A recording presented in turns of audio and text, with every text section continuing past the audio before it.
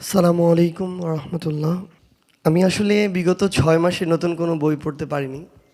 তো আমি যখন প্রথমেই অনেকদিন পর একটা নতুন বই হাতে নিলাম, তো এটা তো শুধু বই বললে আসলে বলাটা কিছুটা ভুলও হবে।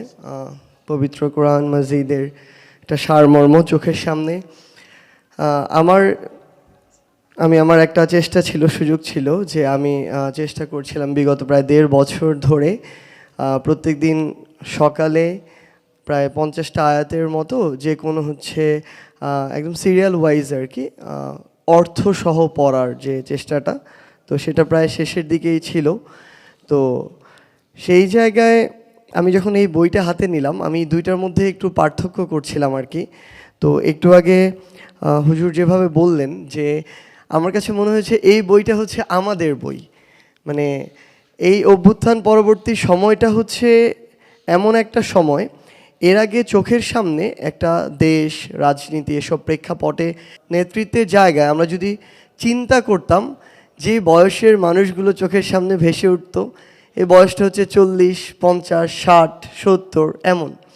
বাট এখন যখন আমরা এই চিন্তাটা করি, আমাদের মাঝে এমন কিছু চরিত্র থাকলেও আমাদের মাঝে এই 20 থেকে 30 এই বয়সের কিছু চরিত্রও ভেসে ওঠে। তো এই যে ইয়াং জেনারেশন, আমার মনে হয় এই বইটা ঠিক আমাদের মতো, আমাদের আসলে এরকম পছন্দ। আমি একটু আগে দেখছিলাম যে সূরা বাকারা 286 আয়াত প্রায় পাড়া অতিক্রম করে চলে যায়, এখানে 6টা পেজে লেখা। আমি এই 6টা পেজ একবার পড়লাম বসে বসে। তো আমার কাছে মনে হয় যে একটা সামগ্রিক একটা সামারি আমার মাথায় এখন আছে, মূল মেসেজটা আমার মাথায় আছে। সো আমরা তো একটু ওই যে হুজুর মাত্র বললেন যে আমরা শর্টকাটে একটু অভ্যুত্থানে শর্টকাট ফলো করিনি, বাট এরকম বই পড়তে গেলে আমরা একটু শর্টকাটের দিকে যাই, একটু সামারি নেওয়ার ট্রাই করি। কিছুদিন আগে আমার একটা রাজনীতি রিলেটেড একটা বইয়ের পড়া দরকার ছিল, আবুল মনসুর আহমেদ আমার দেখা রাজনীতির 50 বছর। তো বই দেখি প্রায় 600 পেজের উপরে বই। পড়া কি ইউটিউবে সার্চ করলাম এটার উপরে কোনো রিভিউ ভিডিও আছে কিনা 10-15 মিনিটের। তো আগে সেটা দেখলাম। তো আমার কাছে মনে হয় যে আমরা মানে এই জেনারেশন যারা কিছুটা ভয় থাকে যে আমি ঠিকমতো কোরআন পড়তে পারি না, অর্থ প্রত্যেকটা লাইন বাই লাইন পড়া আমার জন্য টাফ।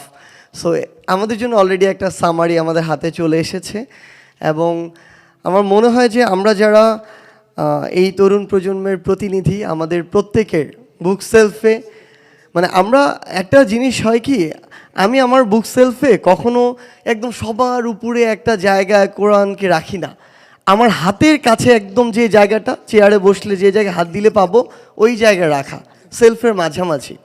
আমি মনে করি যে এই এক নজরে কোরআন বইটা দেখে আমার জাস্ট 6 পেজ দেখেছি, সূরা বাকারার সামারি যেখানে দেয়া।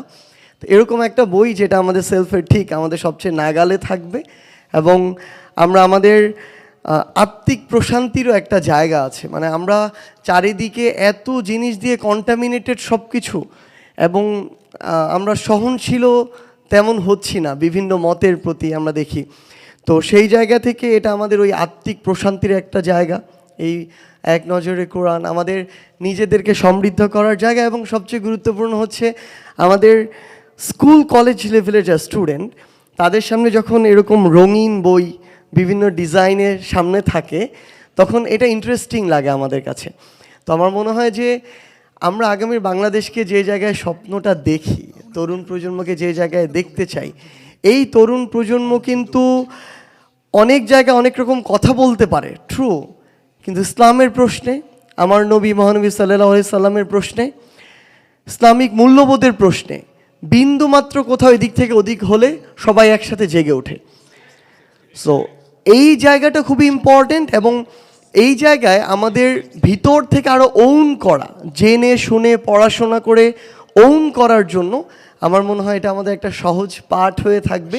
এবং স্কুল কলেজে যারা স্টুডেন্ট, তাদেরকে অ্যাট্রাক্ট করা, তাদের কাছে পৌঁছে দেওয়ার জন্য আমরা আমাদের জায়গা থেকে এইটুকু দায়িত্বও নিচ্ছি যে আমরা এই কাজটুকু করব।